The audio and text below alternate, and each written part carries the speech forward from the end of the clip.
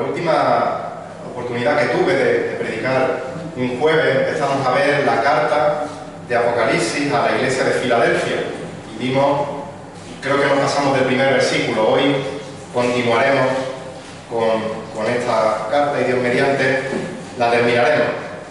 Y como en el resto de las cartas que hemos estado viendo, la dividíamos en una serie de R's, simplemente para recordar mejor luego a la hora de estudiarla en casa, muy similares entre todas las cartas, variaban en una había una más, una menos, alguna cambiaba, y en este caso veíamos que la podíamos dividir en 5 R para recordarla. En primer lugar vimos el receptor, en el versículo 7 al comienzo. En segundo lugar el remitente, segunda parte del versículo 7. En tercer lugar, que empezaremos a ver hoy, el reconocimiento, versículos 8 al 10. La recomendación, versículo 11. Y la recompensa, versículos 12 y 13. Y veíamos cómo el Señor Jesucristo se presentaba al receptor, al ángel de la iglesia de Filadelfia, al líder, al anciano o los ancianos de esta iglesia, se presentaba como el santo y el verdadero, el que tiene la llave de David, es decir, el que abre la puerta de la entrada al reino de Dios, el único que tiene poder y autoridad para cumplir su plan de salvación, para determinar quién va a entrar y quién no va a entrar en el reino de los cielos. Eso es lo que veíamos en la última ocasión. Y antes de continuar con la tercera R, vamos a leer el texto entero para tener su contexto. Apocalipsis 3, versículos 7 al 13, y dice así la palabra del Señor. Apocalipsis 3, 7. Y escribe al ángel de la iglesia en Filadelfia, el santo, el verdadero, el que tiene la llave de David, el que abre y nadie cierra, y cierra y nadie abre, dice esto. Versículo 8. Yo conozco tus obras. Mira, he puesto delante de ti una puerta abierta que nadie puede cerrar, porque tienes un poco de poder. Has guardado mi palabra y no has negado mi nombre. He aquí yo entregaré a aquellos de la sinagoga de Satanás, que se dicen ser judíos y no lo son, sino que mienten. He aquí yo haré que vengan y se postren a tus pies y sepan que yo te he amado. Porque has guardado la palabra de mi perseverancia, yo también te guardaré de la hora de la prueba. Esa hora que está por venir sobre todo el mundo para poner a prueba a los que habitan sobre la tierra. Vengo pronto. Retén firme lo que tienes para que nadie tome tu corona. Al vencedor le haré una columna en el templo de mi Dios y nunca más saldrá de allí. Escribiré sobre él el nombre de mi Dios y el nombre de la ciudad de mi Dios, la nueva Jerusalén que desciende del cielo de mi Dios, y mi nombre nuevo. El que tiene oído, oiga lo que el Espíritu dice a las iglesias. El reconocimiento. Yo conozco tus obras. Este verbo conozco está en presente de indicativo, lo que nos muestra que es un conocimiento actual, que es un conocimiento continuo, pero además no solo un mero conocimiento, sino que es un conocimiento profundo, íntimo, completo, que Jesús tiene de las obras de estos hermanos de Filadelfia. No solo conocía las obras por lo que estaban haciendo, sino que conocía la motivación que había en el corazón de estos hermanos para realizar estas obras. Y en base a este conocimiento les dice por un lado qué es lo que va a hacer, y luego les da unas palabras de reconocimiento propiamente dichas por lo que han hecho. Así que en primer lugar, ¿qué va a hacer en base a este conocimiento el Señor Jesús? Dice, mira, he puesto delante de ti una puerta abierta que nadie puede cerrar. Ya hemos dicho que Jesús se presentó en el versículo 7 como el que tenía la llave de David, el que tiene la autoridad para abrir la puerta del acceso a la salvación. Y como veremos en un momento, estos creyentes estaban siendo rechazados por aquellos que abanderaban ser los auténticos creyentes, que abanderaban ser el auténtico pueblo de Dios y rechazaban a la iglesia de Filadelfia. Ellos decían que éramos los legítimos creyentes. Estos judaizantes decían, no hay otro creyente fuera de los que hacen nuestra práctica. Estos religiosos estaban diciendo: vosotros no sois salvos. ¿Queréis ser salvos? Circuncidaos, guardad el sábado, guardad la ley como nosotros lo hacemos. Las puertas de nuestra sinagoga están cerradas para vosotros porque no sois parte de la iglesia, no sois parte del pueblo de Dios. Y Cristo les anima diciéndole: no importa lo que os digan. Y les dice: mira, presta atención a lo que te voy a decir porque es tremendamente importante. Mira, he puesto delante de ti una puerta abierta que nadie puede cerrar. Vosotros sois salvos por mucho que os rechacen, por mucho que os critiquen, por mucho que os ninguneen. Nada ni nadie os va a hacer perder la salvación que yo os he dado. Y a continuación le da estas palabras de reconocimiento, en concreto 5 palabras de reconocimiento. En primer lugar les dice, versículo 8, porque tienes un poco de poder. Reina Valera traduce: porque aunque tienes poca fuerza. Y es de decir que, en este caso, Reina Valera no tiene la mejor traducción. Porque el aunque no se encuentra en el original. Y claro, leer aunque podría parecer que está diciendo, aunque una cosa, la otra. Pero no está diciendo una cosa o la otra, sino que está dando un listado de reconocimiento en base a lo que estos creyentes han hecho. Así que podría leerse: porque tienes un poco de poder, o como Reina Valera traduce, fuerza, porque tienes poca fuerza. Yo conozco tus obras, yo he puesto delante de ti una puerta abierta que nadie puede cerrar, porque tienes un poco de poder, porque has guardado mi palabra y porque no has negado mi nombre. Esta expresión, porque tienes un poco de poder, a primera vista no parecería un reconocimiento, sino un reproche. Pero Cristo no le está diciendo: tenéis muy poco poder, no os da vergüenza, a ver si crecéis ya y os fortalecéis. No les está diciendo esto, para nada. Cristo les está elogiando, porque a pesar de que tienen poco poder, se estaban manteniendo firmes, porque no dependían de su poder, sino que dependían del poder de aquel que no es que tenga mucho poder, es que es todopoderoso, es que es omnipotente.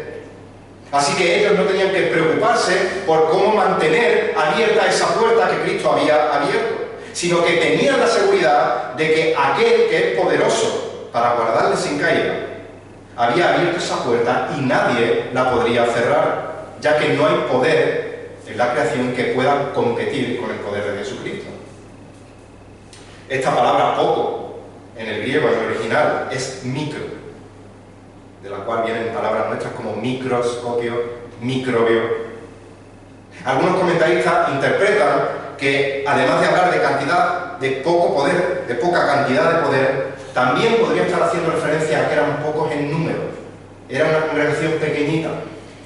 Es coherente con el texto, y esto implicaría que el poder de la Iglesia no se basa en el número de miembros que tiene, sino en el Dios que sostiene a estos miembros. Así que nuestro poder es micro, nuestro poder es pequeño, nuestro poder es apenas imperceptible. Y es bueno que de vez en cuando se nos recuerde esto. Porque además de que nuestra tendencia es a caer en el orgullo sin darnos cuenta, la tendencia de este mundo, y que se está infiltrando en algunas iglesias, es justo la contraria a la que Cristo establece aquí. Vivimos en un mundo que exalta la importancia de la autoestima. Un mundo del porque tú lo vales. Las frases motivadoras ya no es algo exclusivo de Mr. Wonderful, sino que las encontramos en los sobres de azúcar de las cafeterías, en las servilletas de los bares. Frases tales como: hoy vas a conseguir lo que te propongas. No importa lo que decidas hacer, pero piensa siempre en que sea lo que te haga feliz. Si te lo propones, puedes conseguir cualquier cosa. Otra: puede que la cima quede lejos, pero siempre hay un camino para poder llegar hasta ella. Otra, por ejemplo, que he visto: no pienses que es imposible y lo conseguirás. En contraposición, fijaos lo que dice Cristo a la iglesia. A una iglesia que recordar que lo está haciendo bien, que es una iglesia que está obrando conforme a la palabra de Dios. Y Cristo le dice: yo conozco tus obras, lo estás haciendo bien, pero mira, tienes poco poder. Tu poder es micro. Necesitamos recordarnos que tenemos poco poder. Los ancianos, los pastores, tenemos poco poder. Somos débiles. Porque recordad que aunque la carta va dirigida a las iglesias, pero en primer lugar va al ángel de la iglesia, al líder, al pastor, al anciano de la iglesia, y le está diciendo, mira, tienes poco poder. Nosotros somos débiles. Y Dios escoge a líderes débiles, acompañados de hermanos débiles. ¿Para qué? Para mostrar su fuerza por medio de nosotros, para su gloria. Primera de Corintios 1, 26 al 28, un texto que conocéis todos, o muchos de vosotros. Pues considerad, hermanos, vuestro llamamiento. No hubo muchos sabios conforme a la carne, ni muchos poderosos, ni muchos nobles, sino que Dios ha escogido lo necio del mundo para avergonzar a los sabios, y Dios ha escogido lo débil del mundo para avergonzar a lo que es fuerte, y lo vil y lo despreciado del mundo ha escogido Dios, lo que no es, para anular lo que es. Eso somos nosotros. El apóstol Pablo tuvo un privilegio que ningún ser humano ha tenido. Tuvo el privilegio de ser arrebatado al tercer cielo. Tuvo el privilegio de, al ser arrebatado al tercer cielo, tener visiones y revelaciones del Señor y escuchar palabras inefables que al hombre no se le permite expresar. Una experiencia única de este calibre ponía en riesgo al apóstol Pablo de caer en el orgullo, en la soberbia, en decir, yo tengo poder, mira lo que ha hecho Dios conmigo y no ha hecho con el resto de la gente. Así que, para prevenir, el Señor le manda un aguijón en la carne para que no se enaltezca, para que no dependa de su poder micro. Y dice 2 de Corintios 12, versículos 5 al 10, y habla Pablo, dice, de tal hombre, hablando de sí mismo, sí me gloriaré, pero en cuanto a mí mismo, no me gloriaré, sino en mis debilidades. Porque si quisiera gloriarme, no sería insensato, pues diría la verdad. Mas me abstengo de hacerlo para que nadie piense más de mí, de lo que ve en mí u oye de mí. Y dada la extraordinaria grandeza de las revelaciones que acabamos de comentar, por esta razón, para impedir que me enalteciera, me fue dada una espina, un aguijón en la carne, un mensajero de Satanás que me abofetee, ¿para qué? Para recordarme que soy micro. Dice la palabra, para que no me enaltezca. Acerca de esto, 3 veces he rogado al Señor para que lo quitara de mí, y Él me ha dicho, te basta mi gracia. Pues mi poder se perfecciona en la debilidad. Por tanto, muy gustosamente me gloriaré más bien en mis debilidades, para que el poder de Cristo more en mí. Por eso me complazco en las debilidades, en insultos, en privaciones, en persecuciones, en angustias, por amor a Cristo. Porque cuando soy débil, entonces soy fuerte. Y ese mismo Pablo nos escribe en Romanos capítulo 12, versículo 3, porque en virtud de la gracia que me ha sido dada, digo a cada uno de nosotros, de vosotros, que no piense más alto de sí que lo que debe pensar, sino que piense con buen juicio, según la medida de fe que Dios ha distribuido a cada uno. Y Jesús nos recuerda en Juan 15:5, yo soy la vid, vosotros los pámpanos. El que permanece en mí y yo en él, mucho fruto da, porque separados de mí nada podéis hacer. Qué bueno es que se nos recuerde que tenemos poco poder, que se nos recuerde que somos micro, que somos débiles, para que así dependamos de Cristo, porque separados de Él nada podemos hacer. Porque si dependiera de nuestro poder, las puertas de la salvación se cerrarían en nuestras narices al segundo uno que dependiese de nuestro poder. No podríamos mantenerla abierta. Pero gloria a Dios que no depende de nosotros. Y cuando meditamos en el Omnipotente y vemos como Él, a pesar de nosotros, a pesar de nuestra debilidad, nos usa para realizar sus planes, eso nos mueve el corazón a darle a Él y solo a Él toda la gloria, todo el mérito, todo el honor. porque Él es el castillo fuerte y el escudo protector que nos libra del mal, que cuida a su iglesia, como nos recordaba Samuel en la roca, el domingo por la tarde. Él es el buen pastor que apacienta a sus ovejas. Es Él el maestro bueno que capacita a su iglesia, porque el poder está en Él y no en nosotros. Más breve, una segunda palabra de reconocimiento, dice: porque has guardado mi palabra.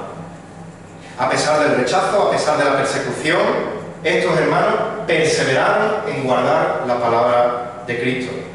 Y Cristo se lo recalca de nuevo en el versículo 10 de esta misma carta: has guardado la palabra de mi perseverancia. La obediencia a la palabra no es algo puntual, no es un tic que tenemos que rellenar en el día. Ya he obedecido mi parte y ahora otra cosa mariposa. Así no funciona la vida cristiana, sino que la obediencia del creyente ha de ser una obediencia que persevera, persistente, continua, por supuesto no perfecta, pero sí intencional. Cuando el 17 de abril de 1521 Martín Lutero comparece en la Dieta de Worms, se le exige que se retracte de su enseñanza. Y él dice lo siguiente, y cito: si no se me convence, mediante testimonios de la Escritura y claros argumentos de la razón, porque no le creo ni al Papa ni a los concilios, ya que está demostrado que a menudo han errado contradiciéndose a sí mismos, por los textos de la Sagrada Escritura que he citado, estoy sometido a mi conciencia y ligado a la palabra de Dios. Por eso no puedo ni quiero retractarme de nada, porque hacer algo en contra de la conciencia no es seguro ni saludable. Dios me ayude. Amén. Él guardó la palabra. Y de la misma manera que Lutero, de la misma manera que los creyentes de Filadelfia, nosotros tenemos que guardar la palabra de Cristo. Jesús dice en Juan 14, 23 y 24: si alguno me ama, guardará mi palabra, y mi Padre lo amará y vendremos a Él y haremos con Él morada. El que no me ama, no guarda mis palabras, y la palabra que oí no es mía, sino del Padre que me envió. Una tercera palabra de reconocimiento: porque no has negado mi nombre. Estos creyentes hicieron justo lo contrario que hizo Pedro cuando Jesús estaba siendo crucificado. Él, para salvar su pellejo, ¿qué hizo? Negar el nombre de Cristo. Pero estos creyentes estuvieron dispuestos a pagar el coste que hicieron falta por el nombre de Cristo. No han negado mi nombre. Una cuarta palabra de reconocimiento. Estos podrían parecer más palabras de advertencia que de reconocimiento, y de hecho son palabras de advertencia, pero no para los creyentes de Filadelfia, sino para estos que se hacían llamar judíos, como veremos. Versículo 9 dice: he aquí, yo entregaré a aquellos de la sinagoga de Satanás. Parecería que estaba hablando de algún tipo de secta satánica que hacía cultos diabólicos allí en Filadelfia, pero no, como hemos dicho, eran judíos que se consideraban el auténtico pueblo de Dios y se oponían férreamente al testimonio de estos creyentes de Filadelfia. Fijaros que les pasaba lo mismo que con los de Esmirna. Ellos no mentían en cuanto a etnia, porque dice el versículo: se dicen ser judíos y no lo son, sino que mienten. Ellos eran judíos, pero no eran judíos en cuanto a que no eran un pueblo de Dios. Por eso Pablo dice en Romanos 2, 28-29, que no es judío el que lo es exteriormente, ni la circuncisión en la externa, en la carne, sino que es judío el que lo es interiormente, y la circuncisión es la del corazón, por el Espíritu, no por la letra, la alabanza del cual no procede de los hombres, sino de Dios. Estos llamados judíos, ya hemos dicho, proclamaban ser la iglesia verdadera, abanderaban ser el pueblo escogido de Dios, decían que eran la sinagoga, la casa del Dios vivo. Pero dice que mienten. Es mentira. Porque aunque, como hemos dicho, si eran judíos desde el punto de vista racial, no eran hijos de Dios desde el punto de vista espiritual. Eran mentirosos como su padre, el diablo, es mentiroso, el cual cuando habla mentira, habla de su propia naturaleza porque es mentiroso y es padre de mentira, como dice Juan 8:44. Y sigue diciendo el versículo 9, he aquí, yo haré que vengan y se postren a tus pies. Hasta ese momento, ya hemos visto, eran los creyentes los que estaban siendo oprimidos por estos mentirosos, pero Dios les promete y promete a su iglesia que llegará un día, en el milenio, en un periodo que está por venir, donde la iglesia reine junto al Rey de Reyes, y estos mentirosos no tendrán otra que reconocer que Jesucristo es el Rey, y se postrarán ante Él. Los creyentes estaban siendo humillados, les estaban poniendo el pie encima, pero tienen la promesa de una victoria definitiva en Cristo. Y recalco en Cristo, porque nosotros la iglesia no estamos llamados a someter a nadie. Nosotros la iglesia no estamos llamados a reprender al diablo. Es Cristo quien obtendrá la victoria y nosotros reinaremos con Él. Y es precioso, termina el versículo 9 diciendo, y sepan que yo te he amado. Como hemos dicho, hay otro caso que les afecta a esta sinagoga de Satanás, que son los de Esmirna. Por cierto, la otra única carta que no recibe reproche de parte de Cristo. Estos hermanos de Esmirna enfrentaron hostilidad también de los judaizantes. Y en la carta de Esmirna dice en el versículo 9 del capítulo 2, yo conozco tu tribulación y tu pobreza, pero tú eres rico, y la blasfemia de los que dicen ser judíos y no lo son, sino que son sinagoga de Satanás. Así que y repetimos la acusación de los judaizantes de si no te circuncidas, si no guardas el sábado, si no observas al milímetro la ley que practicamos, no solo no eres salvo, es que Dios no te ama. Cristo le dice, ni caso, no le hagáis ni caso. Yo conozco tus obras, yo estoy complacido con ellas y quiero que esos mentirosos sepan que yo te he amado. No porque la salvación la hayas ganado por tus obras, sino porque veo que esas obras son señal de vuestra salvación, de un corazón regenerado que habéis recibido porque yo os he amado primero. Quinta y última palabra de reconocimiento. Versículo 10, porque has guardado la palabra de mi perseverancia. Literalmente dice, has guardado mi mandato de ser constante. La perseverancia es una de las características de una profesión genuina de fe. La perseverancia es una de las características de un auténtico cristiano. Jesús dijo en Mateo 10:22, seréis odiados de todos por causa de mi nombre, pero el que persevere hasta el fin, ese será salvo.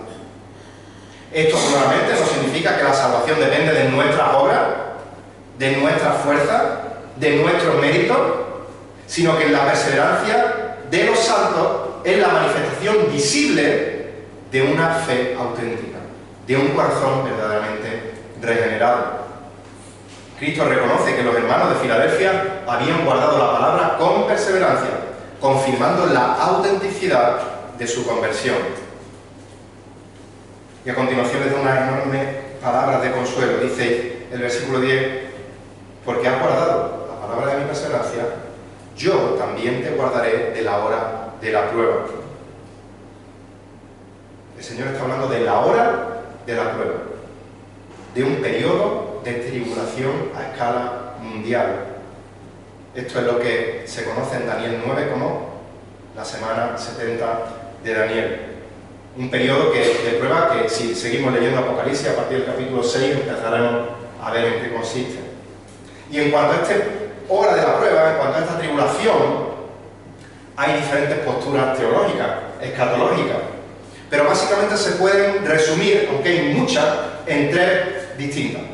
Unos dicen que la iglesia pasará por la tribulación y será arrebatada después de la tribulación. Otros dicen que la iglesia ya está en la tribulación.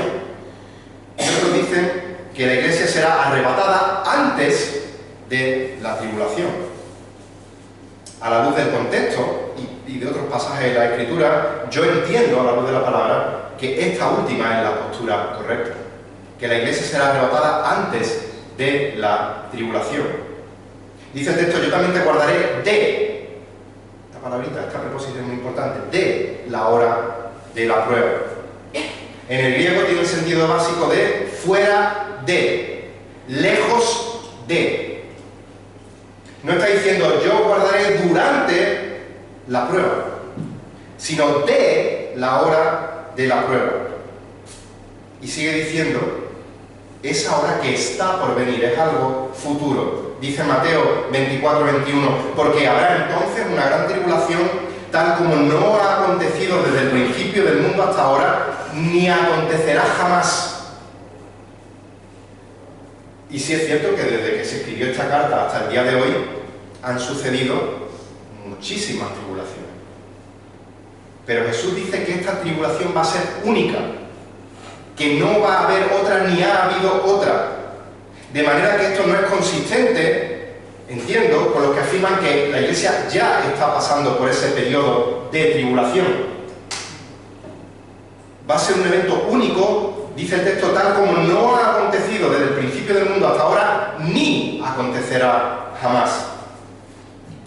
Y dice el versículo 10, termina, esa hora que está por venir sobre todo el mundo, una tribulación a nivel mundial, para poner a prueba a los que habitan la tierra.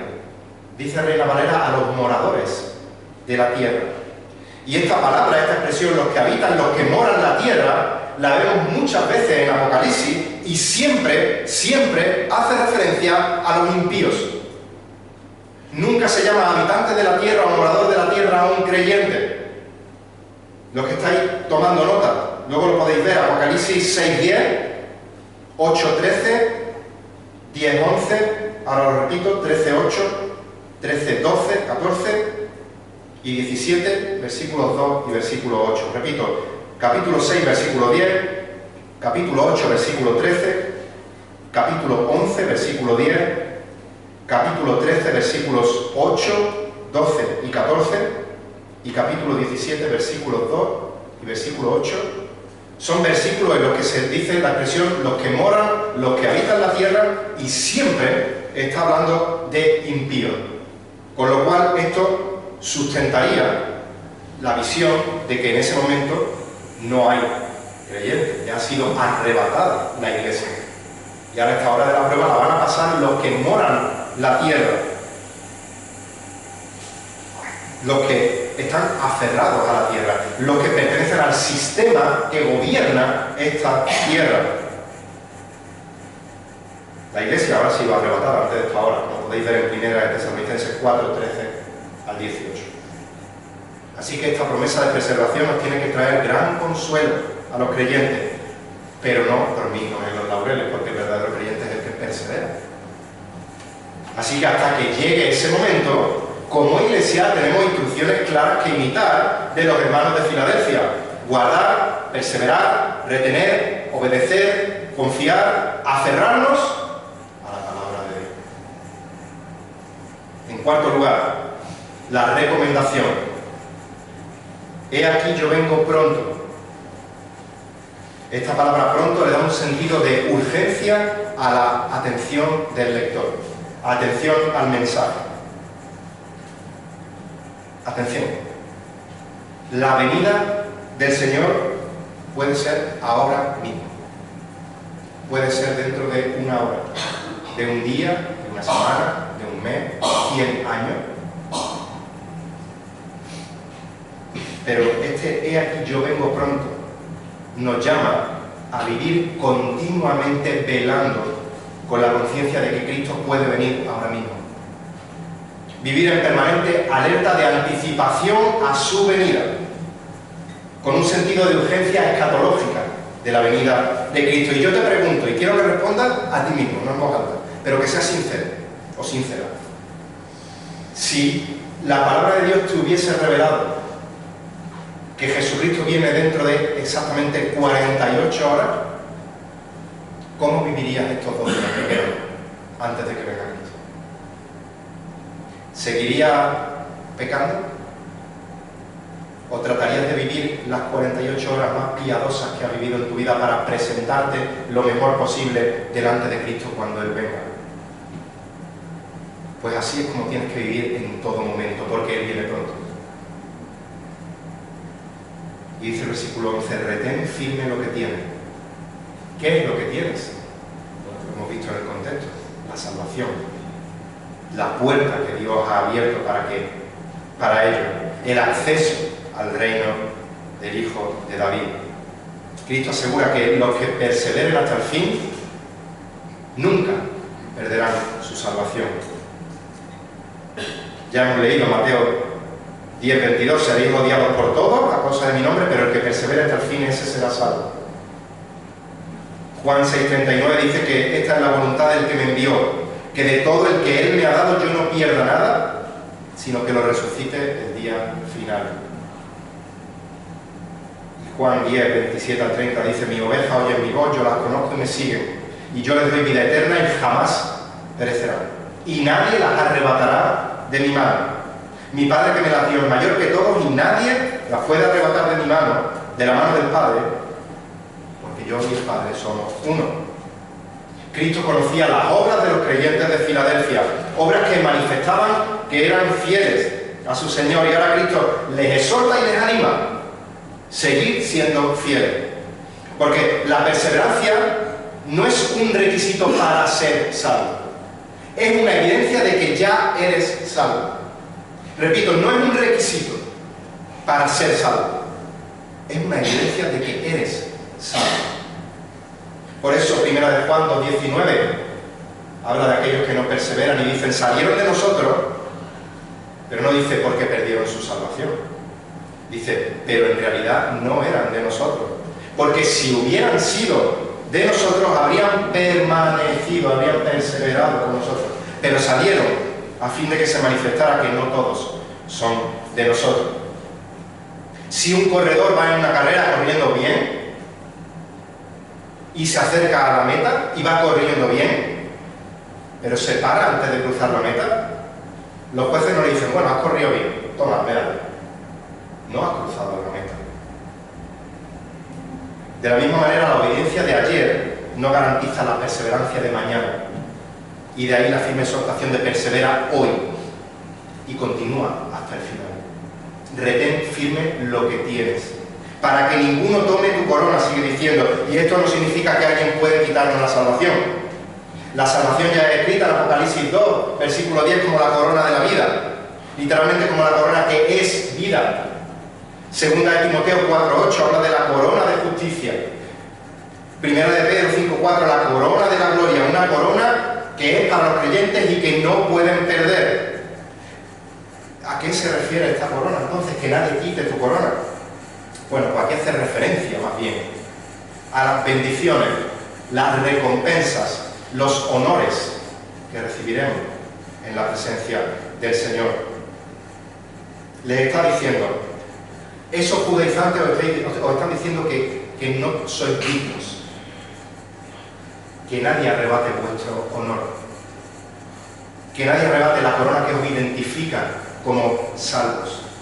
Retén firme lo que tienes, tu fe, tu salvación, porque a pesar del rechazo, a pesar del oprobio, a pesar de los ataques, a pesar de las calumnias, nadie te va a quitar tu corona, nadie va a robar tu identificación como creyente, tu dignidad como hijo de Dios.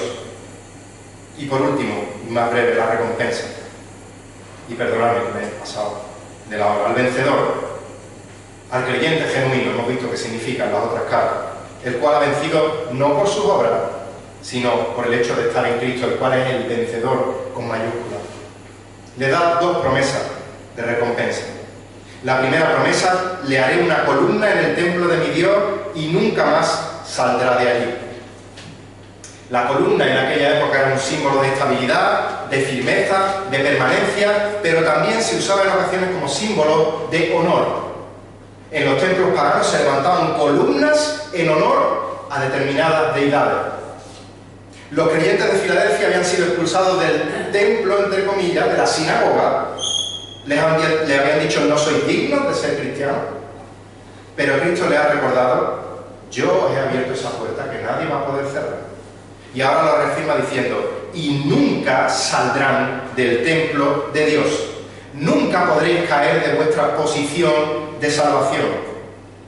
A lo que añade una segunda promesa, y escribiré sobre él, sobre el vencedor, 3 nombres. Ponerle nombre a algo implica autoridad, implica posesión. Cristo tiene la autoridad para darnos nombres porque somos posesión de Cristo. Y el primer nombre que nos va a escribir es el nombre de mi Dios. Cristo está hablando de Dios Padre. De manera que no solo somos propiedad del Hijo, sino que somos propiedad del Padre, lo cual nos identifica como hijos. Nos asegura una relación de intimidad paternal, padre e hijo, con Dios por toda la eternidad. En segundo lugar, el nombre de la ciudad de mi Dios, la nueva Jerusalén que desciende del cielo de mi Dios. Este descenso que vemos en Apocalipsis 21. De nuevo una promesa de seguridad en la gloria. En este caso un derecho de ciudadanía en la nueva Jerusalén. Y por último dice, y os escribiré mi nombre nuevo. Y como sabéis, el nombre hace referencia a la esencia, la plenitud de la persona. Así que en el cielo los creyentes le veremos tal como Él es, dice 1 Juan 3:2, y podemos seguir conociéndole por toda la eternidad más profundamente. Y el nombre nuevo que tenemos el privilegio, o por el que tendremos el privilegio de llamarle, muestra que nuestra comunión con Cristo va a ser íntima, gloriosa. Ahora, dice el versículo 13, el que tenga oído, oiga. Y si no tienes a Cristo en tu vida, te está diciendo la palabra, ¿tienes oído? Oye. No dejes que el mentiroso, que el padre de mentira, te distraiga de la verdad del Evangelio. Porque un día te presentarás ante el juez del universo y te vas a dar cuenta que lo que decía el Evangelio era verdad. Pero ya será demasiado tarde. Te postrarás bajo los pies de Cristo, reconociendo que Él es el Rey de Reyes, que Él es el Señor de Señores, pero de camino a la condenación en el infierno. Pero el santo, el verdadero, el único que tiene las llaves para abrir las puertas de la salvación, hoy te está ofreciendo su salvación. Hoy es día de salvación. Solo tienes que acudir a Él, a Cristo, en arrepentimiento y fe, y rogarle que te perdone de tus pecados y confesarle como Señor y Salvador de tu vida, y entrarás por esa puerta que nadie puede cerrar. Y permanecerás por la eternidad allí porque nadie te podrá sacar de allí. Pero el versículo 13 no termina ahí. El que tiene oído, oiga lo que dice el Espíritu a las iglesias. Así que si eres iglesia, si eres cristiano y tienes oído, oye. Estas palabras no eran solo para los hermanos de Filadelfia, eran para todas las iglesias. Son para nosotros. Vivimos en una sociedad cada vez más relativista, donde si tú expresas una verdad absoluta, la definen como delito de odio. Y nosotros somos micro, somos débiles, somos insignificantes, somos una manada pequeña. Pero somos los únicos privilegiados en la creación de poder entrar confiadamente ante el trono de la gracia del Todopoderoso y llamarle Abba y decirle papá, con temor y temblor, con reverencia. El mundo miente, nos llama intolerantes, radicales, extremistas, cuando en realidad somos todo lo contrario. Predicamos el Evangelio por amor a las almas que no tienen a Cristo. Así que nada de esto te afecte en tu perseverancia en la fe. Porque nada de lo que nos puedan hacer te va a quitar las bendiciones que el Santo y el verdadero derrama sobre ti. Y nada ni nadie te va a quitar la seguridad de que un día entrarás por esa puerta de esa nueva Jerusalén que desciende del cielo y pasarás la eternidad junto al Rey de Reyes y el Señor de Señores. Que el Señor bendiga su palabra.